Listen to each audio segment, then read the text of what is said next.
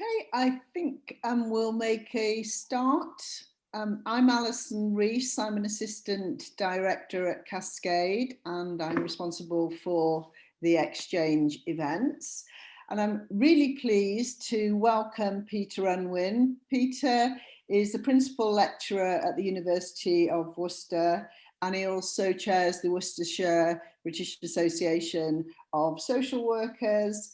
He is a social worker and he's also been a foster carer, so comes with a lot of expertise really to bring to this particular study.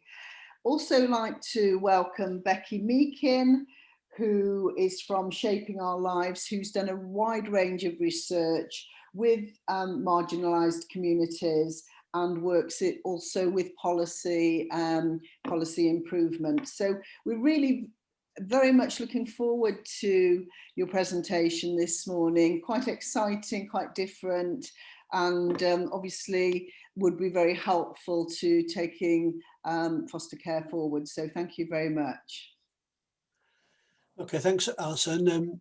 Peter speaking here then. I'm very pleased to be back in the land of song, although I have been expressly asked by Becky not to sing to you today. So I'll save that treat for another day. This topic has been something on my mind for some years, probably occasioned as a younger social worker when I knew a guy who was turned down to be a foster carer because he couldn't run across the road to catch a toddler. I thought that guy and his partner had a lot to offer children, and it always stuck with me.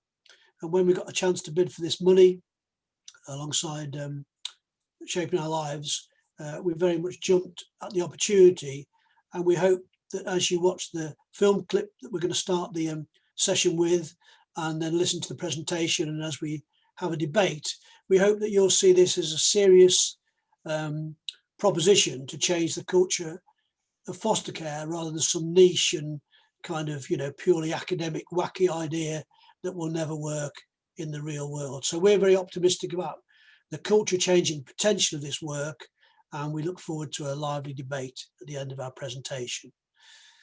So we're going to mute our mics now and show this 5-minute clip.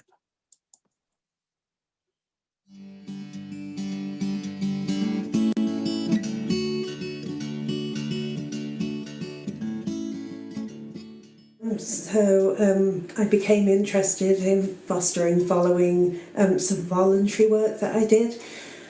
So first of all, I approached 3 different agencies originally and was turned down almost straight away by them due to being a wheelchair user.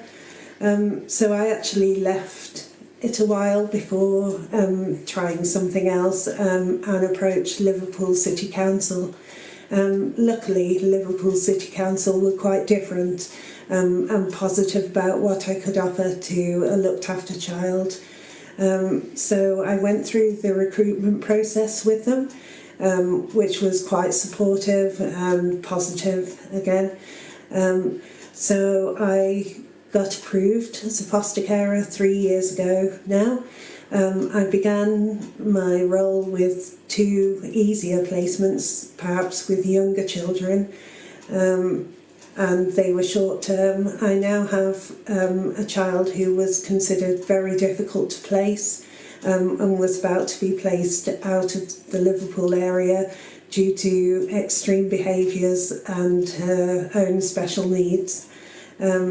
She's now been with me over 2 years, is placed with me permanently, and is doing fantastically well. She's turned around her behaviours, she's settled in school, she's doing well out of school with her interests and hobbies, and it's just really worked for both of us.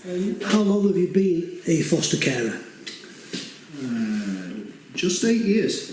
8 years and 3 weeks. And how do you think your disability has affected you working as a foster carer? It puts limitations on me, and you always manage your limitations. I don't think it affects what I do. It affects in some ways the things I can do. I can't necessarily run around the park and play football with the children, but what I can do is facilitate them go into the park and play football, or I can take them to football coaching, or I can. So I don't think it really affects what I do in any way. I don't allow it to. Okay. And how did the foster agencies you originally approached view your disability? A little bit mixed, actually. The first one outright rejected me in terms of, without doing any assessment, rejected me, without coming and even speaking to me or looking at me or meeting me or seeing what my capabilities were, outright rejected me. Right. A local authority didn't really engage. So it's a little bit mixed. You know, I came to a different path into fostering through a different agency who were marvellous. So it's a little bit mixed. And have you made any adjustments in your organisation for working with John, who I believe has a disability?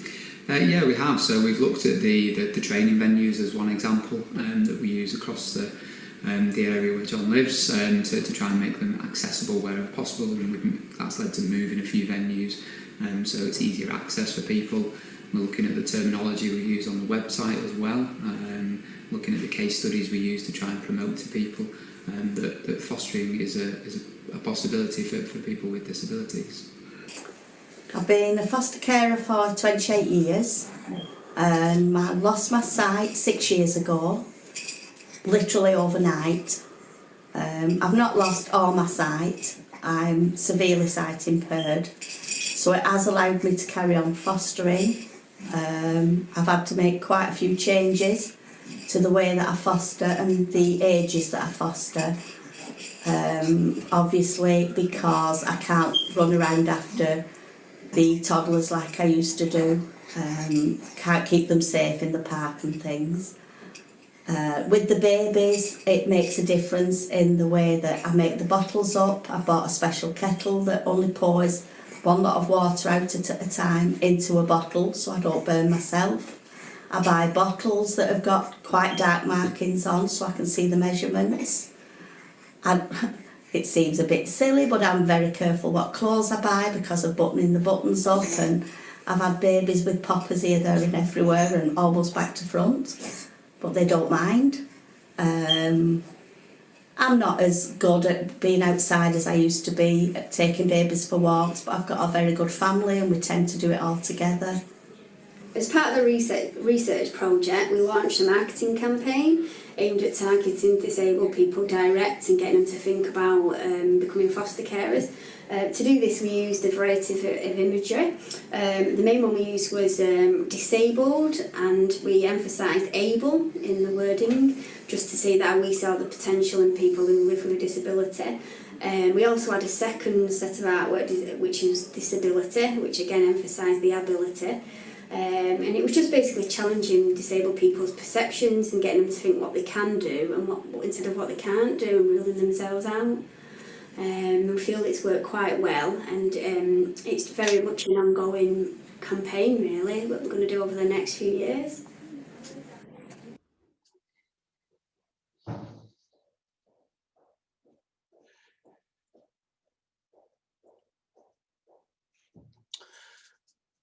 Okay, folks, well, that's hopefully made real, illuminated the actual voices of disabled people who are fostering and fostering successfully, and some staff views as well.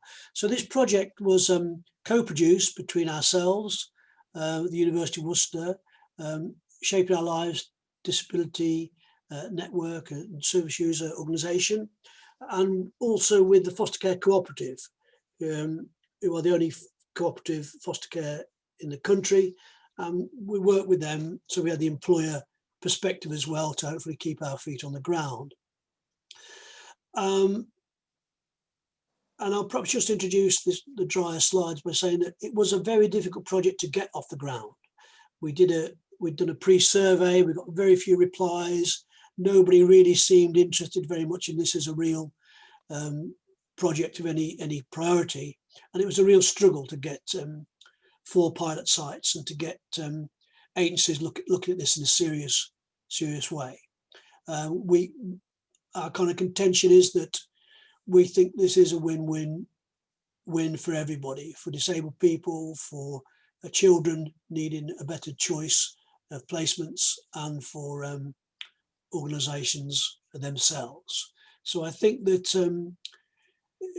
if we just set it in context with a few stats, something like 65,000 fostered children at the moment. It was in English. We did the research was in England. Something like 75% of those are in foster care. Some 65% through net neglect or abuse. Almost a couple of £1 billion a year cost of foster care. We know the ageing profile of foster carers, and the turnover percentage of 10% means that as this older generation leave, the youngsters aren't coming through for a range of logistical and I think marketing reasons. And estimations of shortages, and shortages doesn't mean that there's 8,500 children on the streets there, but it means that they're either in the wrong placements, or they're not close to home, or they're not sibling groups, or they're not ethnically matched. And out of that number of 2019 estimate from Fostering Network, 550 more places needed in Wales, 580 in Scotland, 250 in Northern Ireland. And the COVID factor, recent stats suggest that the numbers of children have gone up quite considerably. And I read just the other day, there's 12,000 children now in children's homes.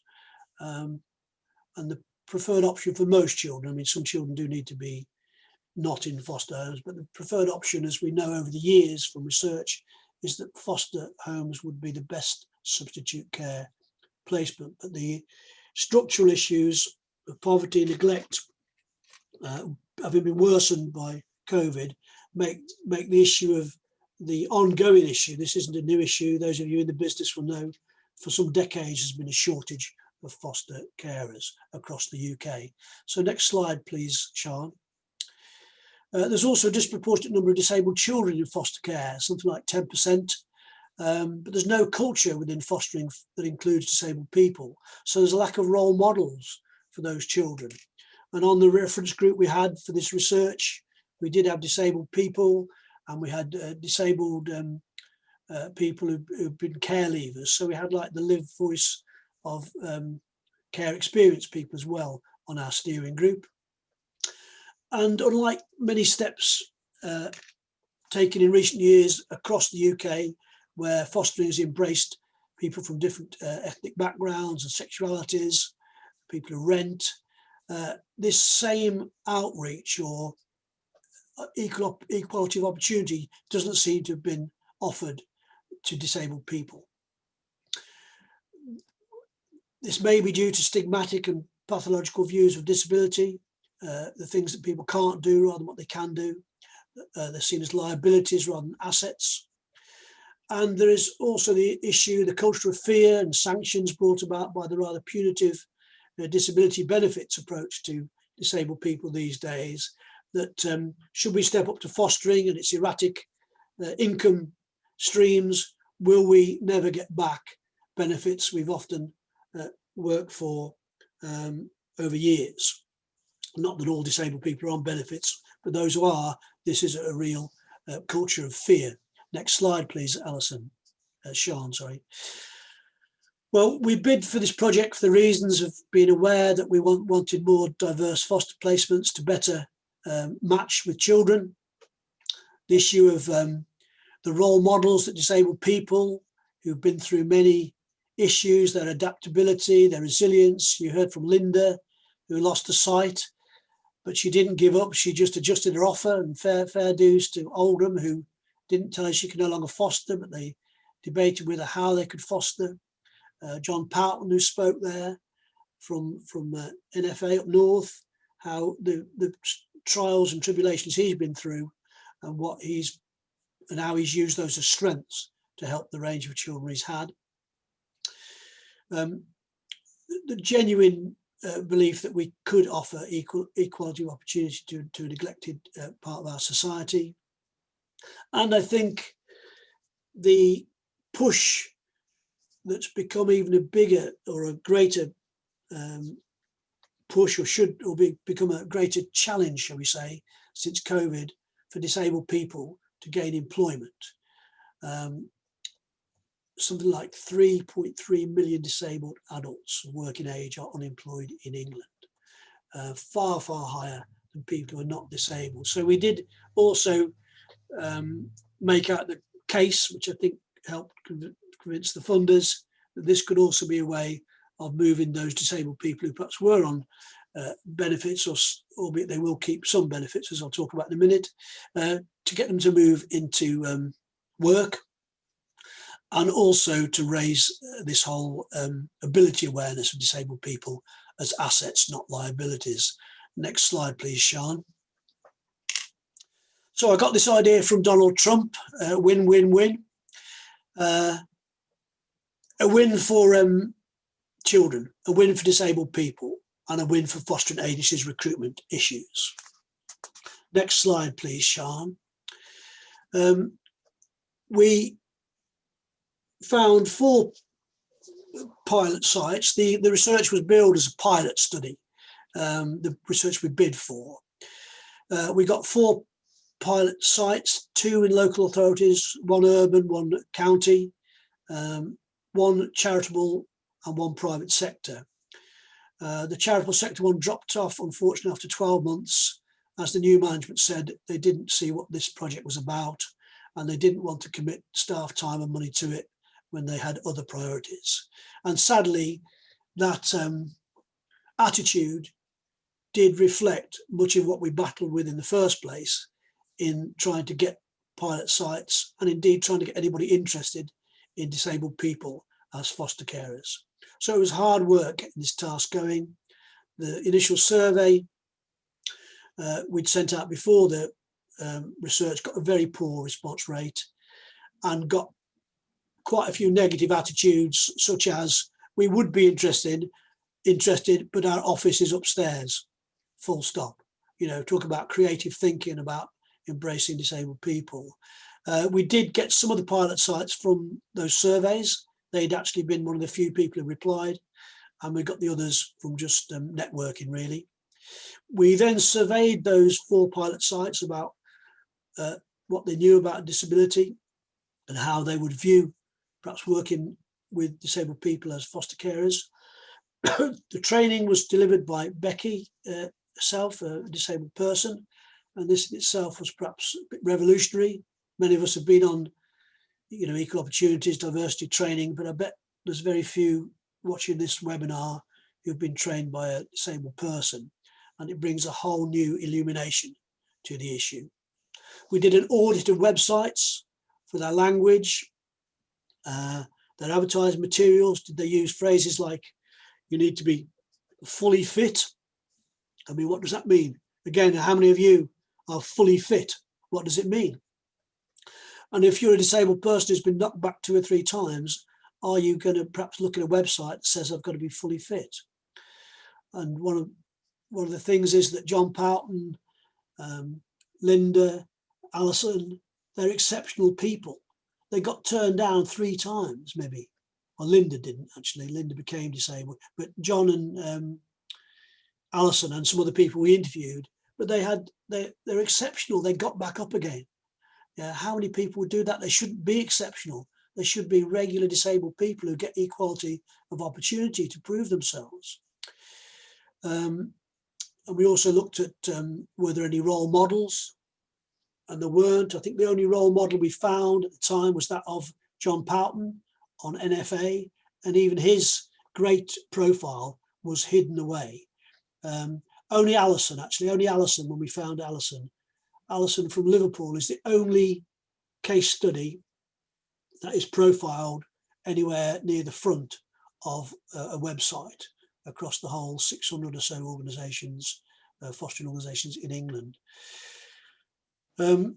We looked at minimum standards and regs, for example, medicals, and how much they're profiled as a thing of perhaps fear to disabled people who may have had negative experiences with medicals.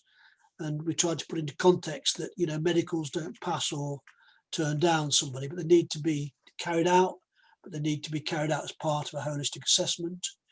We did a lot of work with benefit systems, and we met the access to work people to try and see whether there was monies such as access to work that needn't necessarily come from the organisations, foster organisations off their budgets that can come from outside.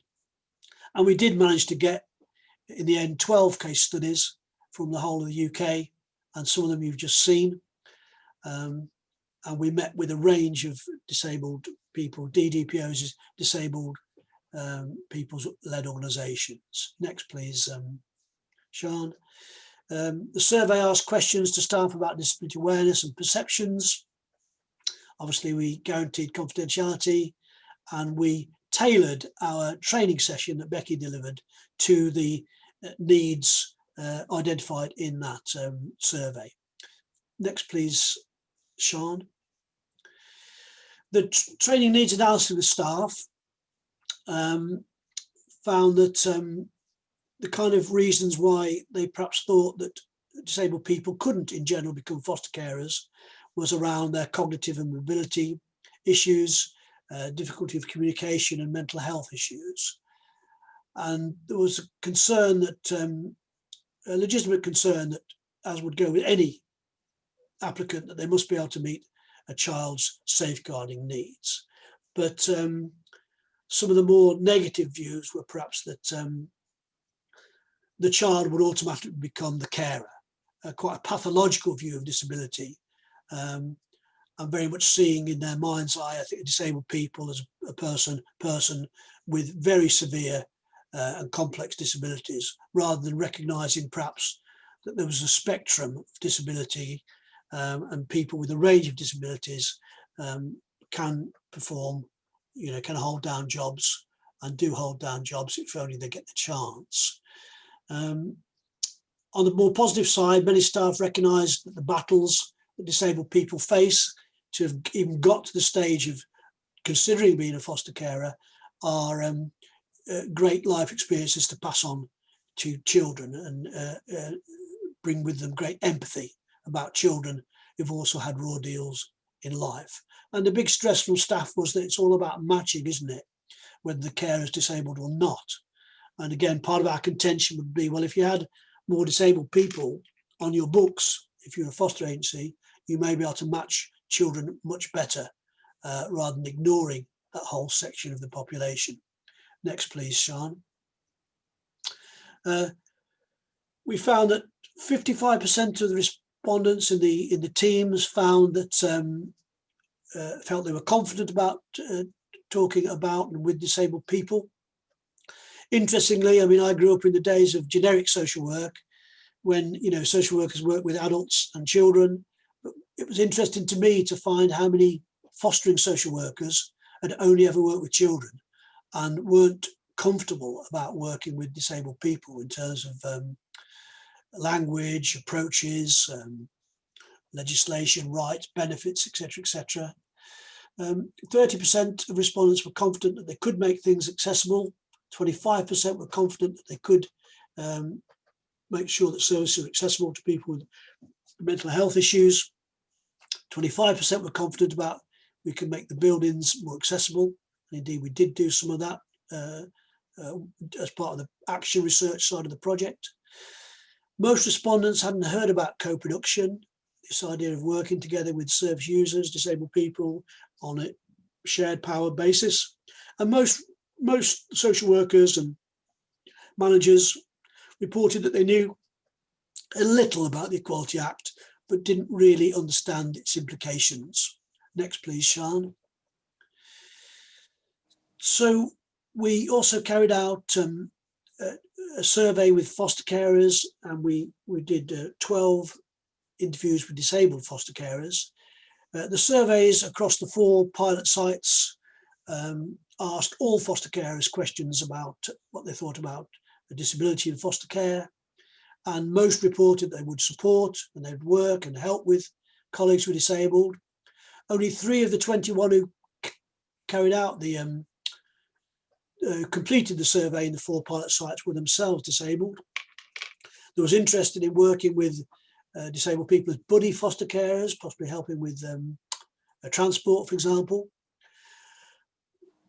And again, safeguarding concerns and mobility concerns were the main issues.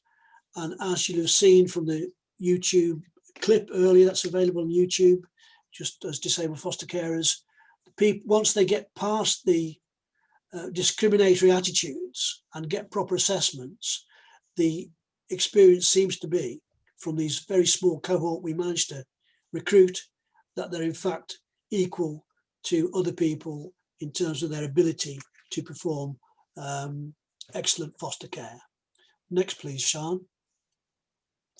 So the pilot sites, we audited their material, looking at language, looking at the ways that disability was profiled or not, and most did profile disabled children, but not disabled people. A few more are now our pilot sites, and I've seen, particularly through some of the help we've had through Fostering Network, Foster Talk and BAF, we are seeing the world opening up a little bit to disabled people now in ways it didn't when we started 2 years ago. And our aim of doing this was to make accessible from that first point of contact services that reached out to, said to disabled people, you could play a valuable part in this most worthy and needed sector of society. Next, please, Sian. So after the training evaluation, we asked participants to complete their own view of it, and most of them said that they were very satisfied with the training and found it useful. We had a very interesting response, which Becky might just comment on, from one social worker while Becky was doing the training, which is quite illuminative. Becky, you'd like to share that? Yeah, so that's the comment about how would disabled foster carers or would-be foster carers be able to attend and complete the training courses. And of course, you know, I'm blind myself and was delivering the training. So, you know, I said, well, see if I can deliver training, I'm sure people can attend. And it did start a really good debate about thinking about why somebody wouldn't be able to take part. And it really came down to just the some of the exercises and the way they were delivered. And there was a really good creative discussion about how we could actually make those exercises, one, more interesting, and two, more accessible. So I think sometimes the barriers that we imagine are simply, you know, easily taken down and removed just with a little bit of creative thought and not actually involving any cost or dramatic change to the way we do things. Yeah. Okay, thanks, Becky. Next slide, please, Sian. So we did an end of project survey as well about attitudes, and we got about 25% of the people who'd done the first one complete the end of project survey. But remember, one group dropped out in the second year, so we did get some views back. And if you could show the next slide, please, Sian. We found that staff who filled in the form said that they had a better understanding of benefits eligibility. They had a better understanding of the breadths and definitions of disability. They had more proactive approaches now to support needs and how we might meet them as an agency, particularly using outside support. They were no longer so anxious in approaching disabled people about what words to use and not to use, or how to push a wheelchair or help guide somebody or what have you. And there was a generally improved awareness in terms of their conceptualization of disabled people and their potential qualities and strengths. Next slide, please. The practice changes they talked about was that they would want to actively support applications rather than had been our experience from, as reported by the 12 disabled people we interviewed, we'll get back to you, etc., or we'll write to you. So, and it never happened, you know, they were just turned down because they were disabled, is the bottom line. An ambition, and you saw Linda there from, not Linda, Lisa from Oldham, actually running a marketing campaign specific to disabled people, stressing able. They changed their websites. They don't use phrases now like fully fit and healthy. They talk about having to be able to meet the needs of children with whatever support needed. They're much more now about making access easy to access information and forms, and going to be committed more to staff training. So next slide, please. So the changes needed was clearly that of the training need. The people we trained had not had such training before, or they'd been on online diversity courses. They hadn't had training from a disabled person or seen videos of disabled foster carers. Disabled people need to be seen as a positive resource. We need this cultural shift also within children's services. The field social workers themselves need to get geared up about the potential of disabled people as foster carers. It's no good just the fostering agencies saying, look, we've recruited these great people, if some of the prejudices that are around also extend to children's social workers making the placements. And the whole public perception needs to change really in ways that encourage people to come forward. Next slide, please, Sian. We were approached by Coram Bath, who've been very supportive. As I said, some other national organisations have been, and we've done this practice note, which is available for members at the moment. It will be available to the public soon, and it basically covers all the details about what agencies need to think about in terms of if they want to embrace disabled carers as foster carers. And it ranges from the legal issue, access to work, language, terminology, matching, support issues, and case studies. And that was designed by Becky, myself, and the research assistant Alex Jones in consultation with a reference group of disabled people and foster carers. Next one, please, Sian. Dissemination, there's the big one. Cardiff University Cascade webinar, spelt webinaire. How interesting, probably the French version. You'll be able to tell your grandchildren you're at this groundbreaking seminar. But we've had some very good coverage from national radio, regional TV, Guardian, The Independent. We've been very pleased that we managed to get that coverage, public coverage, for what could be seen and has been seen within foster care itself as a non-issue, or at best a niche issue. Bad to say with his teeth in. Next slide, please. So it's important that the findings have wider impact, and it's great that we've been invited to this seminar. And to this end, we do hope to secure further funding to progress what we've done. It was a pilot study. We would very much like to be part of promoting a culture of true inclusion, an open discussion. We have developed an online training course, and I'm going to promote that from next year and mix some consultancy in with it. And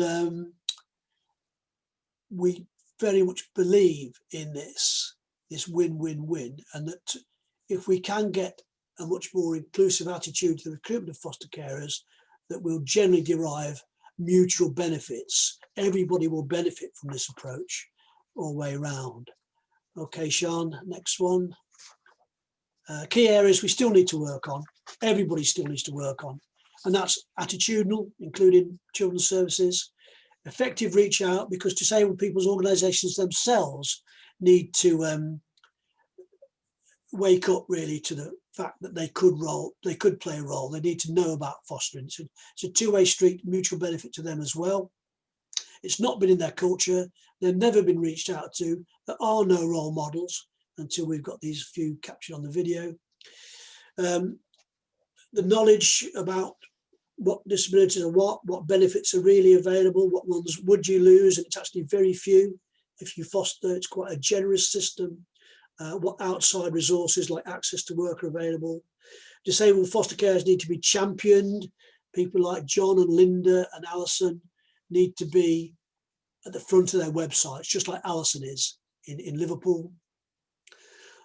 We think there is a role for Ofsted here, and we've had some discussions with Ofsted about perhaps raising the profile as Ofsted look at commitment to diversity and equal opportunities. Maybe if Ofsted even just brought in a specific question about, you know, how do you work, how do you reach out to, how do you involve, include disabled, that itself could be a massive game changer, I think.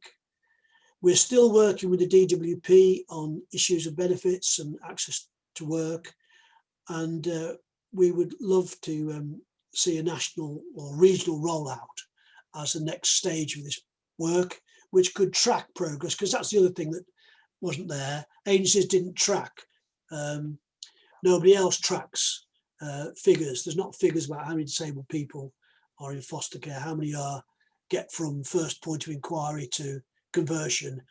We need some kind of empirical tracking as well, I think, of disabled people. And next slide then, please, which is just the references. We'll take questions, and of course anybody can contact Becky or I anytime. We're very much passionate about this project, and all interest is very much welcomed. So we'll take questions from the chat room, I think. That's right, Peter. I've had a look through the chat so far, and there's a couple of questions, and there is some more appearing. So the first question we've got is from Charlotte Pitt, who is she's a social work student, and she's about to go into a fostering team. And she just asks, are there any suggestions or thoughts for students going into fostering with regards to disability, things that she could be preparing for? Okay, well, it's great that you're here, Charlotte, because you are the future, and you can go to your fostering placement and tell them that you've been to a brilliant seminar and that you are enthused by this idea. And you might just perhaps gently ask, how does that organisation reach out to disabled people? How many people it's got on its books? Is it aware of practice note number 73? Bath quorum, yeah. And without coming across as too much of a smart aleck, you could nicely, probably even slant your placement to disability if you were that interested, and perhaps produce, you know, get lots of your PCFs, your learning credits by perhaps doing a talk on it, or at least getting it on the agenda of that fostering agency. You can show them this video that's on YouTube, and encourage them to get in touch with us if they want. So you personally could make a big difference in one foster agency. And I always say to students, don't think, oh, I'm only a student. A fresh pair of eyes can often bring a lot of change. So good luck with that, Charlotte. Can I just add something to that as well, please, Peter, Yeah. For Charlotte? When I did the training, I mean, you know, there were a lot of different fears and unknowns for people working in the foster care teams about reaching out to disabled people, and we can very easily now get lots and lots of information. I mean, I am disabled. I've been working with disabled people for donkey's years now, but I don't know about every impairment and every health condition and about how that might impact somebody. But there is a wealth of information out there, both through the internet and also through local, what we call user-led or disabled people's organisations. So I'd really stress to reach out and find information if you are approached by somebody, and don't jump to those conclusions that I think a lot of people do. And another, I don't know if we specifically said, but the first aid training that's a requirement for foster care, this is seen as an enormous barrier. And in fact, when you look at the regulations, people do not have to have a certified first aid qualification. So any disabled person can attend a first aid course by one of the national providers like St John's Ambulance, and take part and, you know, gain all the information. Everyone else won't necessarily be certified if they're considered to have an impairment that which is unfortunate, I'm afraid, but for myself, they wouldn't certify me because they'd say that my vision isn't good enough. But in fact, they don't have to be certified. So bear in mind that disabled people are very good parents, and we don't have a record of our children having, you know, much worse injuries or not being cared for any better than any other parent. So do, you know, look into that aspect, and it's not, you know, a requirement for a certification in first aid. So disabled people can take part in a course and still be able to foster. Yeah, and if I can add an addendum to that as well, Becky, we did hear interesting stories as we went around the country about, well, my first aid trainer said I didn't have to get down on the floor with Resusci Annie. My first aid trainer said as long as I understood what was going on, I could ring 999. Whereas other agencies said, oh no, you failed, you can't foster because you couldn't get down on the floor if a child was choking or what have you. And of course that person said, well, I could get down on the floor, I couldn't get up again, but if a child was in absolute danger like that, I would do extraordinary things. But please don't ask me to get down on the floor now in this training room, because it's so embarrassing. I wouldn't be able to get after, you know, it's humiliating, you know. So I think that's been, you know, some officers, some social workers might think, well, that's just a detail, you know, it's not really an important issue. But to disabled people, that is a massive issue, and many of their experiences with medical and first aid have not been positive ones. I think, Becky, your views about somebody asking your doctor for views about you've got a view on that, haven't you, about the, would you want your doctor commented on your application?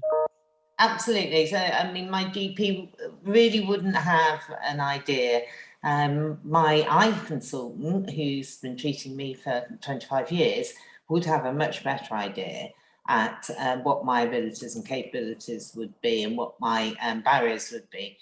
And we did see some good practice models where certain agencies had what they called sort of a health advisor who was separate from the normal assessment through the doctor that they would have, who would challenge sometimes those assessments. So I think, again, sometimes it's about asking the right person to make a judgment, and many GPs, once you're in the care of a hospital consultant, actually doesn't get to see you very much on a day-to-day basis. So.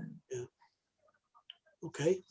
Okay, a few more questions here. So a very simple one from Jackie Gould, which is when is the practice note 73 likely to become available? Yeah, well, it's available now if you're a member. If you're a member of Coram Bath, you get it free. But in the bookshop, if you go on the bookshop, it says, well, it says variously, this is not published yet, or it's out of stock. So it's not been printed is the problem because of COVID. But it will be hopefully very soon. I'll give them a reminder today. So it's if you're a member of Coram Bath, you can access it online for free. If you're a member of the public who wants a copy of it, you'll have to wait until it's purchasable. It's only a few quid. I can't think. We don't get any money from it, but I don't think Coram Bath will get rich from it. It's just a 5 or 7 page report, really, rather than it's a big fancy book, you know. But I would think it should be every foster agency should have a copy. Every social worker should probably have a copy of it, really. Okay, thank you. The next one is really more of a comment from Family Fostering Partners, and they're saying, just listening to your presentation, they note really that it's a shortfall for them, that they haven't been highlighting or profiling the disabled carers that they do work with, that, you know, they've just sort of fallen out of sight, if you like. So I guess that's a practice implication for them to think about. Sure. Well, it's great that they've got any, because you know, many agencies haven't got any disabled people, and that's just can't be right in terms of reflecting the demography of Britain. You know, something like 1/5 of our adult population's got a disability of some kind. But equally, some people don't want to be case studied. They don't want to stick their head above the parapet. They want to get on with fostering and doing a good job with children and family. They don't want that personal spotlight, and that's fair enough. But if they're not being asked, you know, then they're not. If you have got people family fostering who just spoke now, if you have got people who want to be profiled, then they're not just doing it for your organisation, they're doing it for disabled people and children across the land. And I did have a friend when we started this. Well, I've still got a friend, one or two, but I knew a guy who lives near me, who I've kind of known semi-professionally as well, who has MS. And I'm in my mind's eye, I saw him as being part of our reference group, our steering group, because he has a brilliant system whereby he plays to his strengths.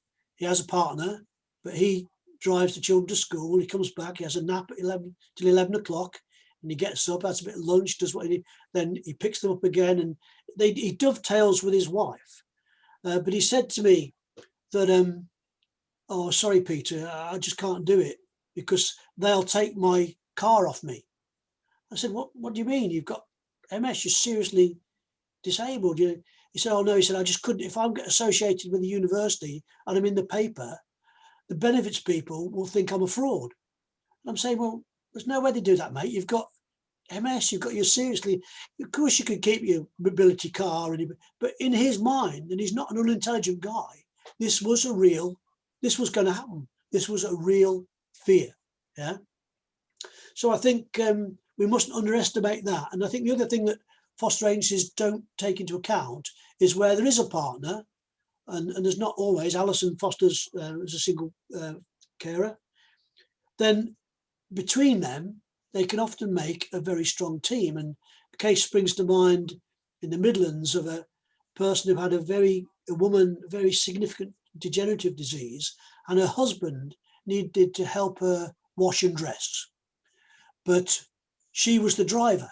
He didn't drive. She had an adapted car. She was the computer recorder and, the more academic of the two. So between them, they had every aspect you would want of a foster carer. But on the surface, if somebody just saw the person's significant physical problems, you might say, oh no, you could never foster. Yeah. So it's worth being holistic in that sense. What the couple, if there are a couple, possibly had between them. I don't know if you wanted to come in on that, Becky.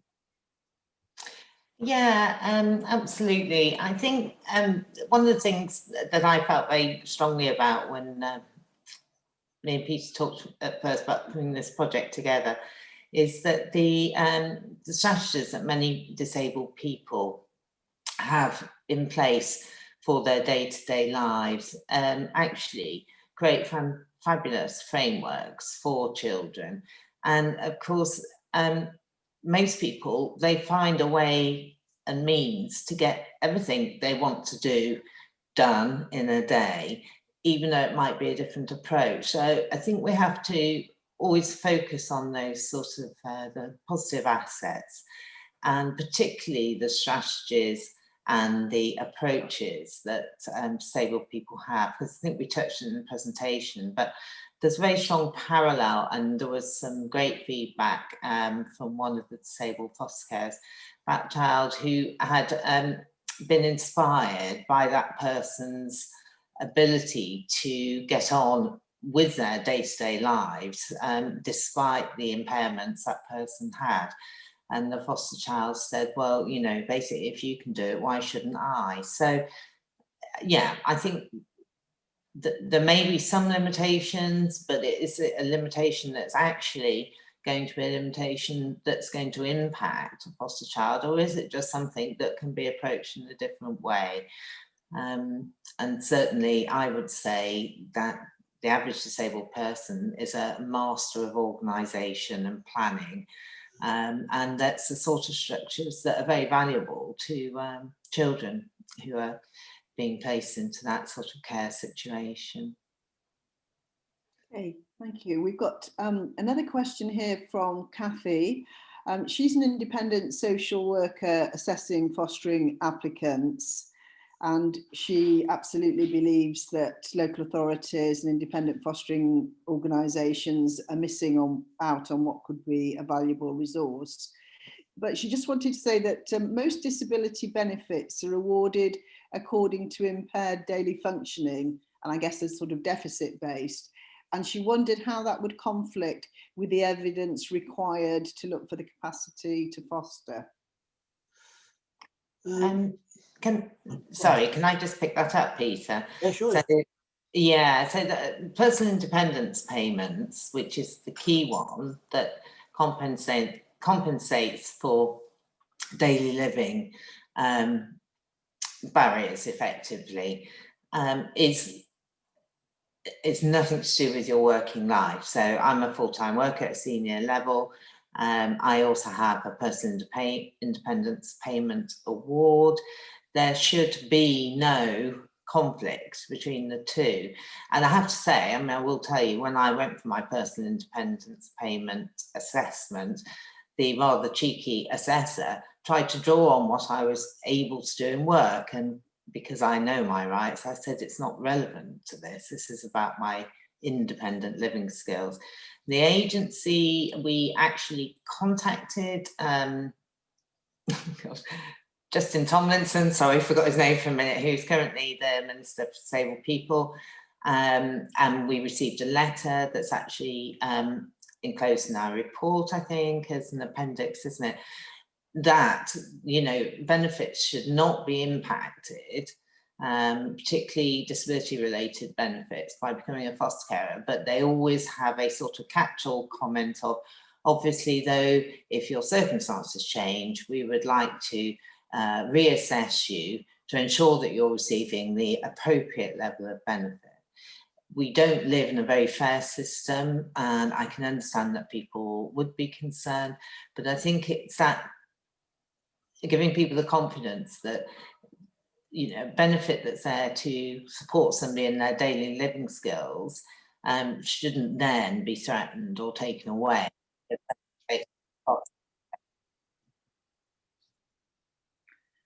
Okay, thank you. We've just got one more popped up. Let me just have a quick look. I mean, I was just wanting to ask myself, actually, while I just look at Sarah's question, is whether you thought about or whether you did speak to any children who were being fostered by disabled foster carers. No, ethically that would have been difficult to get through ethics boards, I think, but there's very, very few. We only managed to interview 12 disabled people across the country, disabled foster carers. These are very rare beings, as it were. And I'm sure it would be certainly academically interested to practice as well, to get the views of children who've experienced being brought up by a disabled person.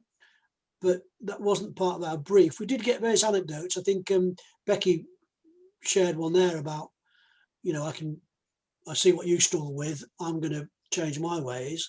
And we had similar, I mean, one disabled foster carer said to a teenager with, I was told you'd kick off and smash the place up and be violent as you've done in your last ex-placements. And I was waiting for the honeymoon period to stop. And the teenager said to the woman, well, now I've seen how you are, I wouldn't do that to you. Almost as if, you know, without being too smart, sickly about it, too soppy about it, almost as if it had helped that child perhaps have a different insight into her own behaviour, gave her some perspective about her own problems. She was a difficult child, I understand, but she didn't show that extreme behaviour. And I mean, Alison didn't mention, but the young girl she's currently got with her, she was en route to a special residential setting when Alison was asked to take her. Yeah. So, you know, it's not like the easy children, whatever they are now in foster care. I don't think there's so many, you know, all got their different issues. But the behaviour, I think, we don't know because we haven't got the research knowledge, but we could make a hypothesis, couldn't we, that, you know, children with very challenging behaviours who are able to modify them in different ways if they're placed with a person who they see has daily struggles with living. So it would be an interesting area to look at, but it wasn't part of our brief. No. And I think I did on the benefits thing, if I just say that the people we interviewed, only 12, because that's all we could find in 2 years, they had not had those who were on benefits, which was about 50% of them, had not had any taken away from them. Okay. because of fostering. Okay, thank you. I mean, Sarah Thomas just noted that many of the applicants who seek advice from them on this subject are fearful about the impact on their benefits, and she's known foster carers who were forced to resign due to risks posed to their benefits. So I guess that, you know, that's a really important thing to publicise. That person is who's giving that. Nobody should have to give up fostering because of benefits. So that advice, one of the other things we found, which is no news to people who work with benefit systems, is that officers on the ground give out misinformation through incompetence or through whatever other drivers. We found several occasions where we were able to, particularly with Becky's knowledge, say that is the wrong advice. You were given wrong advice. So our practice guide partly looks at that. And as Becky said, we're still working with people like the DWP, and we did get the statement from the minister, which are all going in the right direction. But this needs to be underlined to disabled groups and disabled people. Yeah, Sarah said that she's put this on the agenda for the next national meeting of the Welsh Medical Advisors, and Excellent, we'll Sarah. circulate the practice note widely, and it's great to highlight this excellent work.